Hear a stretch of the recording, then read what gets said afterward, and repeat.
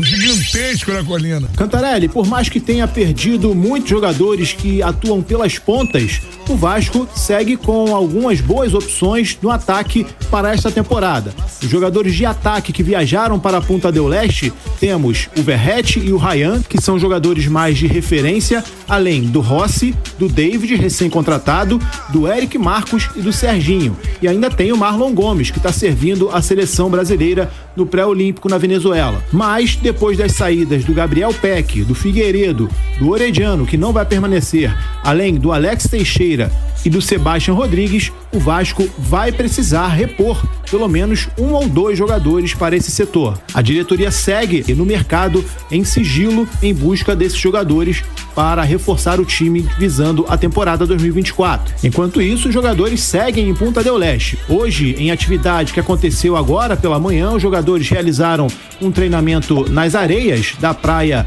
de Punta del Este, uma praia particular que existe no resort onde a equipe está concentrada, e hoje, na parte da tarde, segue o trabalho. As atividades serão realizadas em 2 períodos. Enquanto seguem a pré-temporada lá na cidade de Punta del Este, os jogadores que ficaram aqui no Rio de Janeiro, entre eles o Miranda e o Capasso, entre outros, seguem a preparação visando a estreia no Campeonato Carioca. A gente lembra, o Vasco vai jogar com uma equipe composta por jogadores reservas, misturada com garotos da base. A partida de estreia está marcada para quarta-feira, 9h30 da noite, contra o Boa Vista, no estádio de São Januário.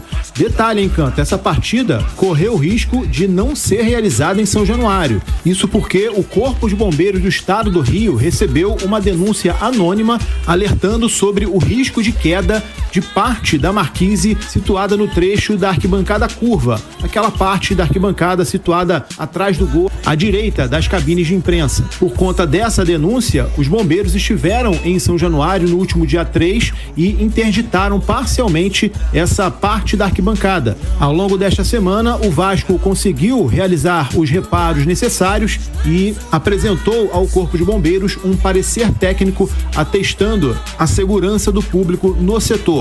Sendo assim, o Corpo de Bombeiros já liberou a parte que estava interditada e o Vasco vai poder realizar as partidas no campeonato no seu estádio. Ainda bem, então o Vasco vai estrear no Campeonato Carioca na semana que vem, na quinta-feira, e o jogo de fato vai ser em São Januário. E até aqui, olhando aqui no site da Federação, os laudos técnicos, São Januário tem a liberação do Corpo de Bombeiros contra proteção de incêndios até maio, outro até maio também, ou seja, São Januário tem a liberação nesse sentido, tem todos os 4 laudos necessários para receber público, basicamente para até o início do Campeonato Brasileiro, e aí novas expensões acontecerão, então uma situação... a modernização em breve, né? Isso, então tudo mais. É uma situação que já está contornada nesse sentido. E o Vasco segue nessa preparação para a disputa do Campeonato Carioca, fazendo essa mescla aí com o elenco, jogadores alternativos, né, para a disputa do Campeonato Estadual, jovens atletas que estão em busca de espaço, enquanto completa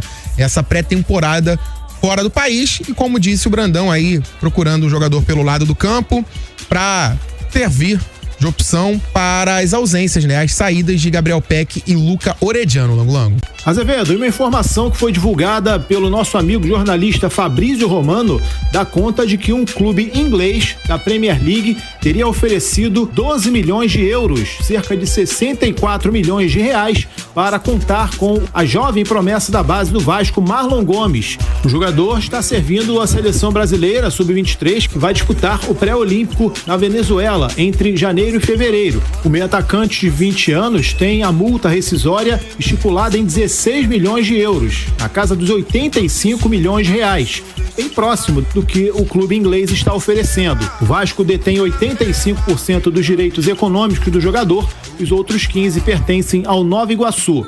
Outros 2 clubes da Premier League acompanham de perto essa negociação, porque caso não vingue, novas propostas podem surgir desses 2 clubes. Lançado no profissional em 2022, o Marlon Gomes realizou 22 partidas na temporada passada, sendo 14 na equipe titular.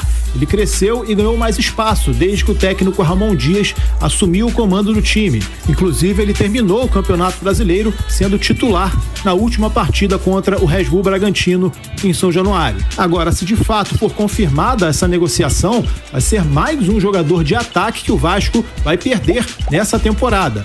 O último a deixar o clube foi o Gabriel Peck. E além dele, o Vasco já perdeu o Figueiredo, o Herediano, que não continua no clube, Alex Teixeira e Sebastião Ferreira. E só o atacante David foi contratado para o setor. Eu lamento, cara.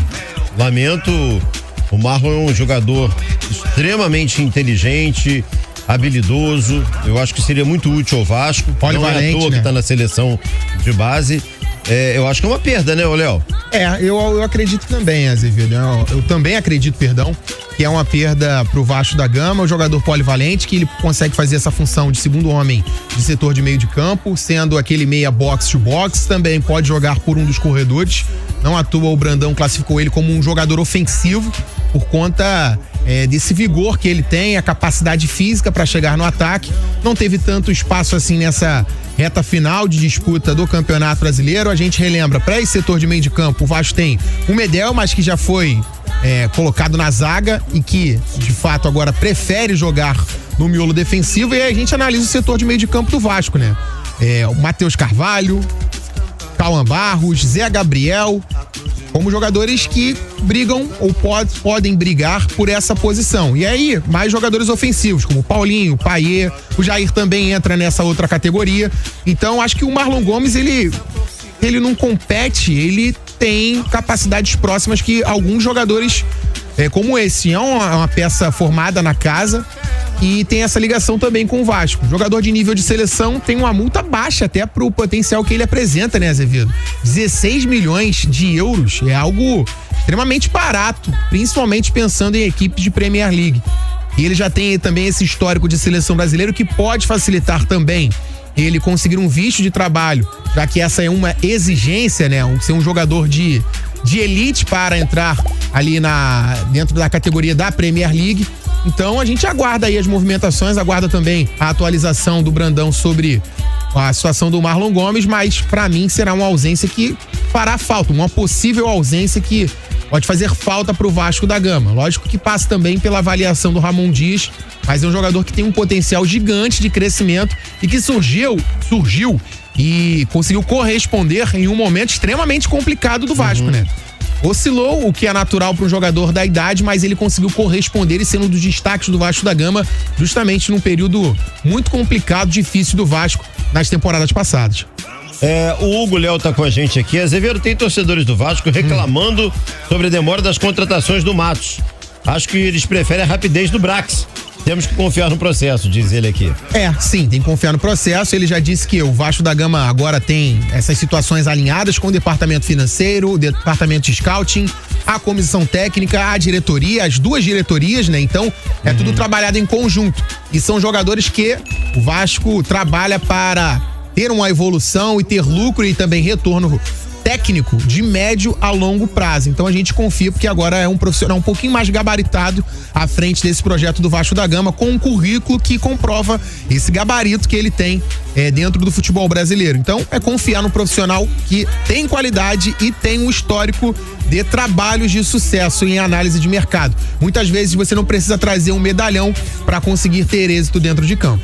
O Carlão de Gianópolis. Bruno, Orediano pediu pra sair? Pediu. É engraçado, queria jogar na posição de origem. Peck foi vendido e pede pra sair. Vai entender. Marlon Gomes, muito bom jogador, promissor, infelizmente não rendeu tudo no Vasco. Olha, é diferente, o Peck não pediu pra sair. O Peck colocou a responsabilidade da escolha da diretoria para a diretoria, ó. Tudo bem, se eu ficar, tudo bem, se eu sair, tudo bem, se vocês acharem melhor que eu saia, aconteceu isso. O que me deixa decepcionado é o Orediano. Repito, fez uma grande Copa Libertadores, semifinalista da competição continental na temporada de 2022, sendo um dos destaques do Vélez. Veio pro Vasco da Gama em 2023, não conseguiu suportar a pressão, não se adaptou ao futebol brasileiro, é aquilo, né? Então, forte abraço, boa sorte.